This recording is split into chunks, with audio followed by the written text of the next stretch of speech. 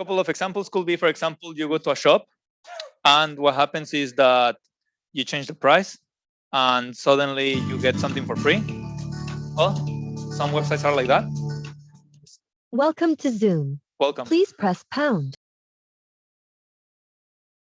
What was I saying? Yes, so it's not encoded. Basically, no one patched it. No one expected that user input, and that normally tends to happen on forums, blog posts, and many more things. Does anyone know MySpace? Oh yeah, MySpace. Yeah. Does anyone know MySpace? It's kind of old. I mean, I think most of you might have tried Facebook, and that's already kind of old for some of you, though. So yes, MySpace. Back in the popularity peak time for MySpace, there was this guy that made a script. Yeah, I can't remember the name. Sammy? Yeah, all right. I'll trust that, Sammy. So this guy made a script, and what does this script do? Well, if anyone goes to his profile, it will get added as a friend automatically, and it will spread. So yeah, so what happens is that this guy had more than 1,000 friends in a few minutes and more than 1,000 million in few hours. And obviously the FBI knocked his door and be like, what are you doing? Right? But fun thing, he went to jail for how many years? Just for fun? I mean, he confessed that it was like, yeah, you know what, I did it. He was pretty honest, and that's why he got like reduced, how you call it? Sentence. Yeah, thank you. I was gonna say punishment. That's too bad. Yeah, so if you're a hacker and you do something bad, get rid of all your social media and computers because you won't touch them for a while. So be bad to be good, or I don't know. Anyways, we're getting a little bit off topic on XSS, but have a look. It's a pretty interesting story.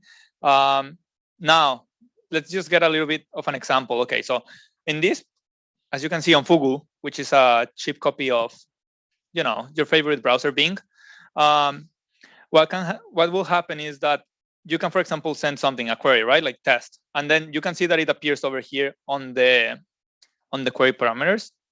And now you're going to be like, okay, well, no results. And it's reflected, though. It's reflected. That's the thing. So it's reflected. We will call this reflected XSS, reflected cross-site scripting.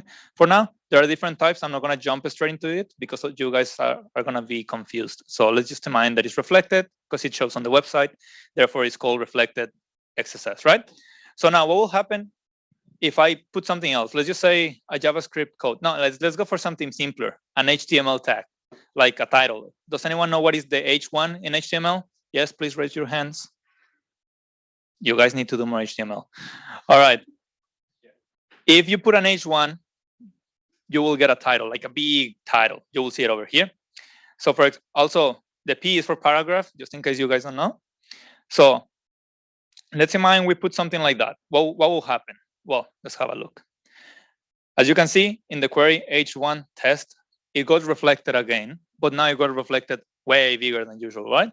So that's reflected XSS. It's a very, it's not mean. It can be just for fun, right? But like it can get worse than that because you can send that link to someone else, and guess what can happen if the website is not well configured? Does anyone have an idea? Does anyone want to tell me? No? It will run on the browsers. I'm gonna give you a pretty serious thing. Okay, so anyone trust to multi-factor authentication here? Raise your hand if you do. Good. It's a good practice though. However, it's not foolproof. It's not a silver bullet. Let me tell you why. There are these things called cookies and sessions. So if some websites don't protect those cookies and sessions from marking something that I'm not gonna get into because it's a bit out of the scope today, but if they don't protect them, what can happen is I can send you something like an XSS, assuming that the website is vulnerable to XSS, right? And if that runs on your browser, I will be able to easily steal that session, and I don't need to use Okta. I don't need to use any Google authentication codes or anything. I just need your cookie, and that's it. So keep that in mind. Trust, yes, use two-factor authentication is good, but just be aware that it's not a silver bullet, right? So now we're going to change H1 to a script, and that script could be like alert, and that's XSS, as you can see. And as I mentioned, you can steal sessions, which that's when someone tells you, oh, don't worry, we bypass the multi-factor authentication, they just mean they steal your cookies. That's it, most of the time, right? You can also create false requests. You can steal confidential information, some cookies, or local storage. If anyone knows what the local storage is, another section in your browser that you store some other stuff, like user preferences, like is the user using dark mode? Yes, no? Or is the user admin? That will be full to do. I was going to say another word. But yes, there are many things that can be configured on the local storage instead of the cookies, and that can also be stolen as well. You can also redirect users to other sites. Like, for example, if you want more traffic or visits to your blog or website, you can do that, which is not that offensive, to be honest. But just to put an example, you can send it from Facebook to, I don't know, Notebook or something, whatever. And lastly, and not least important, execute malicious code. Let's just execute code, all right? Malicious or not, it's just depending how you do it, right? So yes, this can be for phishing attacks. For example, if I send you a link to Facebook and then that Facebook redirects you to a fake Facebook, then I'm stealing your credentials, right? So that's another way, which can be phishing. Anyways, I'm gonna tell you a more sophisticated way of payload instead of the alert. And that's it, because that's pretty simple. That's just to see if the website is vulnerable or not, right? So can anyone tell me what does this tag is for? It's pretty obvious. So yeah, good, image, right? The source, well, the source, right? But it's kind of odd, right? X. Can anyone tell me what's the X gonna do? If anyone knows, or what does X mean here? Yeah, over there. Yeah, ideally should be like a source, right? But like normally you will request a source that is valid. So X is not a valid thing, right? So what's gonna happen is it's not gonna load. And now is when the fancy things come in, and is one on error. Okay, so the source is not gonna load, so it's gonna throw an error, right? And what's gonna happen is that on that error, I want you to do something else. And what's gonna happen is you're gonna replace this dot source. So you're gonna replace the source, and you're gonna replace it for this. And what's this doing? Okay, it's sending something to the attacker. It's making a request to my attacker website. Let's just say I'm the attacker for now. And what's gonna happen is my website will get a request when it loads. And what's gonna have, it's gonna have your cookie. It's getting better, right? It's getting nice. So yes, I'm the attacker. You access Facebook happily, or yeah, Facebook, because like Instagram mostly use it on the phone, right? But Facebook's still fine. So let's imagine you are on Facebook. I send you this link. I'm like, hey, check it out. And then you access the link, and in there is something that says image on error, right? And it's still on Facebook though. So what's gonna happen is the image is not gonna load. You're not gonna see anything, but at the same time, you're already sending me some stuff, and I'm getting the request because I have my own server, right? So I can see request from this website, and then you're gonna see like C equals, and then your cookie, and then I can just replace my cookie for your cookie, and I'm you, basically. So that's a fancy way. Also, okay, a small comment. Does anybody know with the SRC, what would, if it was a valid source, what it would be like? Like what is, so it's a string, right? X is a string. What would this string be if it was a real source of an image? Yeah, so SRC. So if SRC is valid, right? It's a valid source for an image. What would it be like? Yeah, it could be a URL. It could be a URL to your own server. It could be a URL to somewhere online, like HTTP and some domain and the path. But mainly an image. Yeah, an image. So, an image. So the URL has to point to an image, but here it's like a dummy URL on purpose to and I think on error, the way I like to think of that is it's a string of a function in JavaScript that would be triggered on an image error load. So like I think so on the faulty error of the source, it would run this code of JavaScript pretty much. Yeah, so if the image doesn't exist in the source, it will be an error. The image will be broken. Some of you might see like the little image that's like a broken sometimes. Anyways, that's the point. If the image doesn't exist, you get an error. And if the error triggers, you get a cookie, right? That's the main point in like few words. And then the other one is just redirecting someone. Okay, you make a script, as many of you already done JavaScript and have made your own JavaScript scripts in your website. You have this tag that says script, which just says, okay, this is going to be a block of JavaScript. and you close it, right? And you just say window location href. So window is just the browser, location is pretty much where you are, like the link, and href is just specifying the link. So you're gonna change that to different link, and that's just redirecting to another website. You can use this for your own website, and that's fine, but just be aware that if someone does this, it will be redirected to another website. So just keep that in mind. But now, too much talking though, let's get to it, right? So we're gonna do a couple of things. We're gonna go to ctf.monsec.io, and there are 6 levels for you, from very beginner to a little bit more advanced, like the payload that we sent you. I'm gonna give you perhaps around 30 minutes. Yeah, 30 minutes, we'll do one.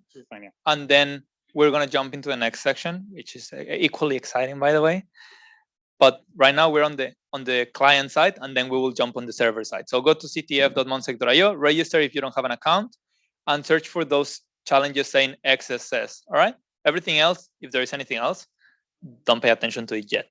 Just a little note for those that are struggling submitting the answers and thinking that you guys didn't get it right. You might have got it right. I just didn't specify the format of how to submit it. So whatever word you're getting, you have to, like enclose it with MonSec, curly brace, the word that you're looking for, and curly brace. I'll type it on the slides just in case, but just remember that for now.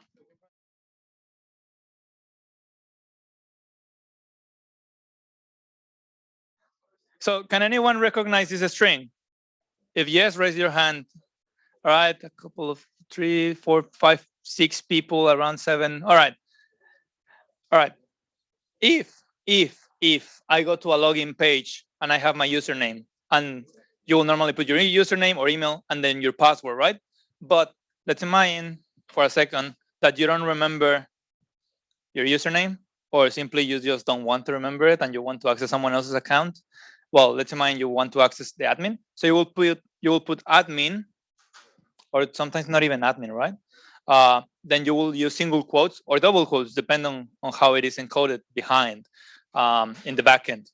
And you will put or, open again, whatever quote you're using, single or double, 1, close, equal, open, 1, and then you will comment the rest. There are different ways to comment. I'm not going to get in detail. This one might be for MySQL. Some others might be for Postgres. Some others might be for different databases. You can check more. I will make sure to send some resources later if I don't forget. Just ping me if I do. So yeah, these little lines over there, they just comment the rest. So it means you will only load whatever equals to true to 1. So 1 equals to 1, right? Yeah, I mean, I'm not going to get technical into quantum mechanics and other mathematical proofs, but yes, 1 equal to 1 in basic maths. So now, if 1 equal to true, the database will be like, that sounds right to me. So if I put admin or MonSec, let's just imagine the MonSec admin is MonSec, wouldn't be surprised, or 1 equal to 1, and then I comment the rest of the query. So I'm not even checking for the password anymore. I will get in. Ideally, that shouldn't happen, but you could get in.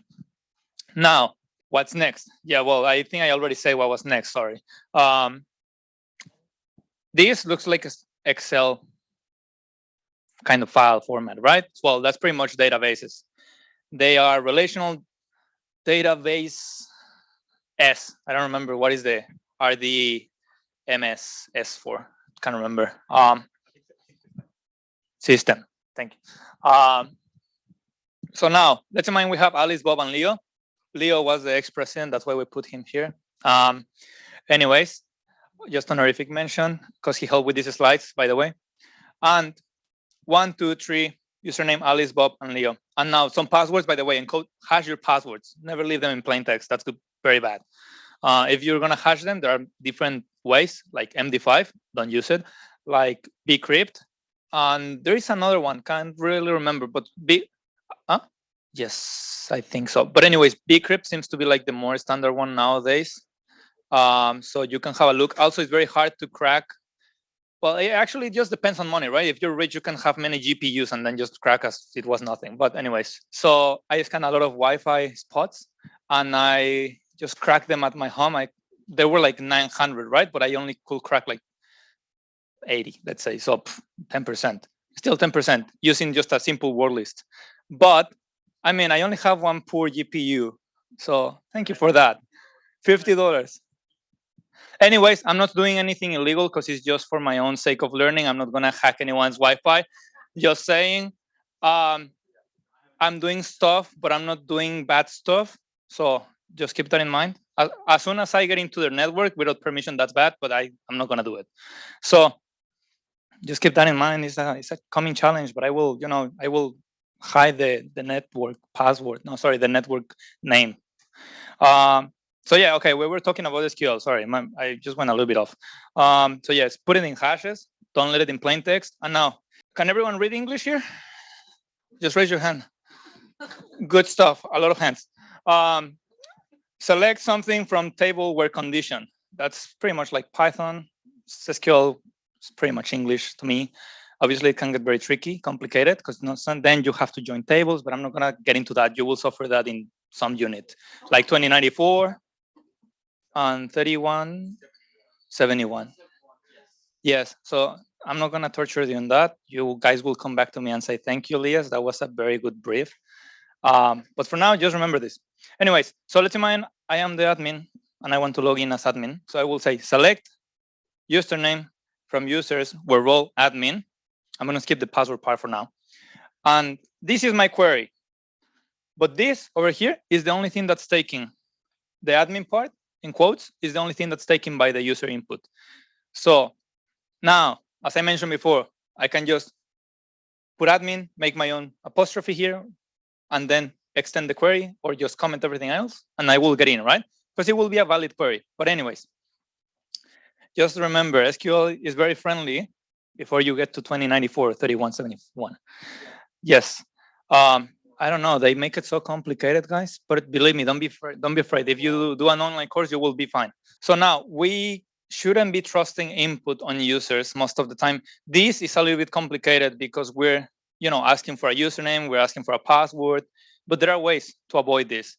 Proper encoding, proper formatting, limiting the number. And also it depends on the programming language you're using and the libraries. Sometimes it's not even your fault that your application is vulnerable. Sometimes it's the library that you're using that, popular libraries tend to be more prone to more attackers because a lot of people will use them. But just keep that in mind. Good practices are always key to avoid these kind of things. So now, what will happen if I say select ID from users where username Bob and password 123456? So this query should return only Bob, all this row, right? Well, it's only the ID actually, which is 2. But let's see what happens if I just suddenly start to do, hacker stuff. So as I said before, this is our query, right? Up to here, it's fine. Then I decide to add my own apostrophe here. Bob apostrophe dash dash dash dash. I think it was MySQL for commenting. So it will comment everything after, right? So it will be Bob, my apostrophe here, even though it's in white, but it should be green. Anyways, dash dash and comment everything. So everything after that, it wouldn't even read it. The backend will be like, okay, this is my query. I'll send it to the database. The database will be like, good query, nice comment. Anyways, so it will return just Bob. And Bob, obviously, if you're in a login, which is normally the most important thing that you should avoid, you will get into Bob's account. So now I'm going to give you that. If you can try it now, that's fine. But you can also try it at home if you feel like you're running out of time and you have things to do. In Portswigger, there are these 2 challenges, which are very beginner friendly. I leave the titles over there. Lab, SQL injection vulnerability. By the way, if you don't remember your password for Portswigger, that's normal because you didn't set it up. It was not your password. Portswigger set it up for you. So check your emails and it will tell you what you need to do. And there is a goal and there is much more. So give it a go to those challenges. See if you can pass them. And I'm always around for you in case you need some help. All right, just go for it. Give it a try. I'll be around in 5 minutes.